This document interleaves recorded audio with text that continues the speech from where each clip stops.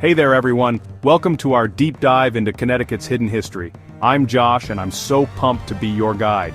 You know, Connecticut often gets overshadowed by its bigger, louder neighbors. But trust me, beneath the surface of this seemingly quiet state lies a treasure trove of fascinating stories and forgotten events.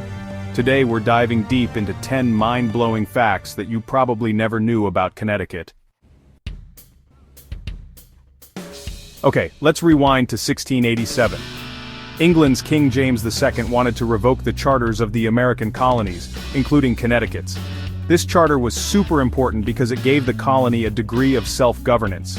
So, this royal representative, Sir Edmund Andros, shows up demanding the charter. During a tense meeting, the charter mysteriously vanished. Poof! Gone! It disappeared right under Andros's nose. Legend has it that someone hid the charter in a nearby oak tree. That tree became known as the Charter Oak, a symbol of Connecticut's independent spirit. Fast forward now to 1878, a time when the telephone was still a brand spanking new invention. Imagine a world without smartphones, without texting, without endless spam calls. Back then, the telephone was a novelty, a luxury, and only a handful of people even had them. But in New Haven, Connecticut, something remarkable happened. The world's first telephone book was published. It was a humble little thing, containing a mere 50 names and businesses. This simple booklet paved the way for the massive directories we used to know and the digital contact lists we have today. Now let's journey to Groton, Connecticut, a place with salt water in its veins and a history as deep as the ocean itself. Groton is known as the submarine capital of the world, and for good reason. This is where the United States Navy's submarine force has been built, tested, and developed for over a century.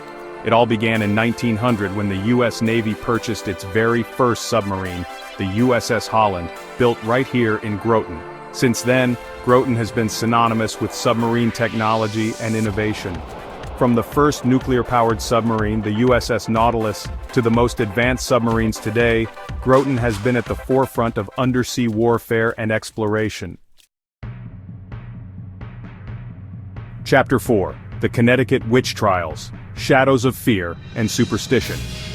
This chapter delves into a darker period of Connecticut's history, a time when fear and superstition gripped the land. Long before the Salem witch trials, there were the Connecticut witch trials. Starting in the mid-1600s, Connecticut was swept up in a wave of accusations, trials, and executions related to witchcraft. Neighbors turned on neighbors, accusing each other of consorting with the devil. While the Salem witch trials are more widely known, the Connecticut witch trials serve as a stark reminder of the dangers of mass hysteria and the importance of critical thinking. Chapter 5. The First Public Library, Opening the Doors to Knowledge. Let's brighten things up and talk about a true cornerstone of American society, the public library. The very first public library in the United States was established in Salisbury, Connecticut in 1803.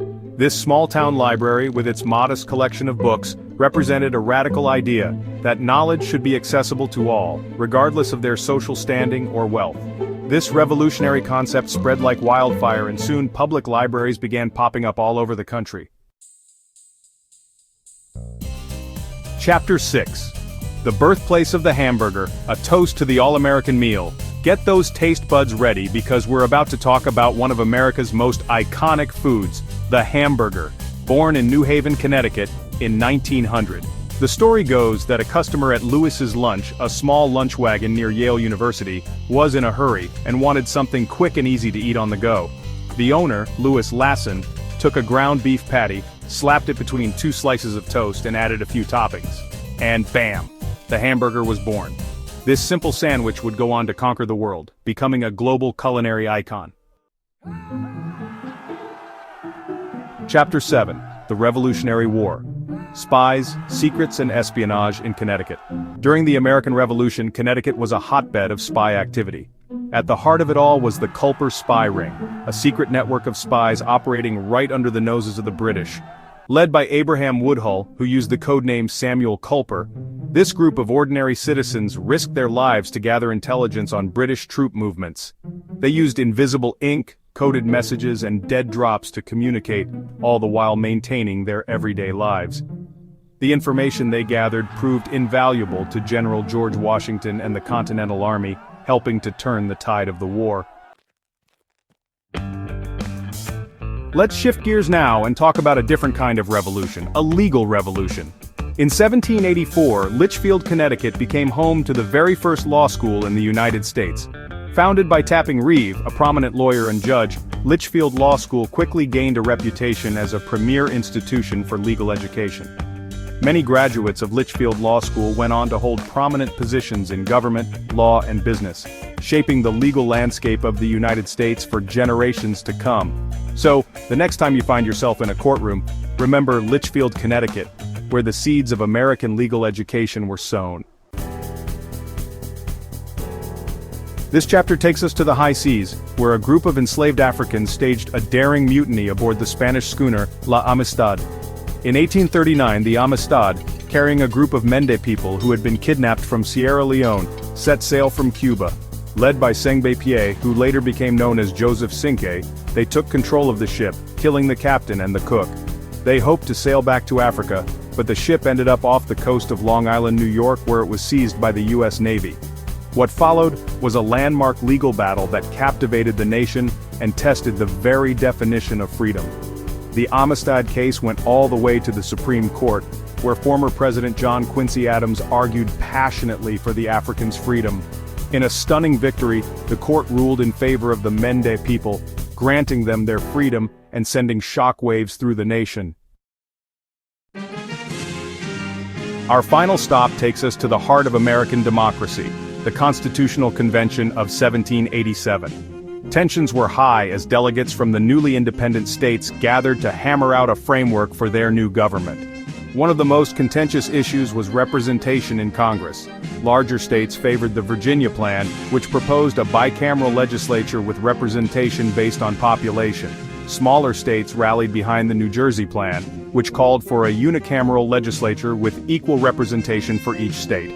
Enter Roger Sherman and Oliver Ellsworth, two brilliant delegates from Connecticut, who proposed a compromise, a bicameral legislature with one house based on population, the House of Representatives, and the other with equal representation for each state, the Senate.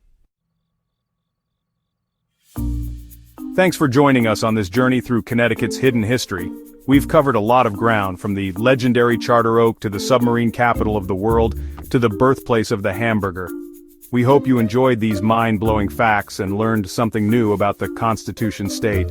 Remember, history isn't just about dates and names in textbooks. Don't forget to like, subscribe, and hit the bell icon for more fascinating historical deep dives. We'll see you in the next video.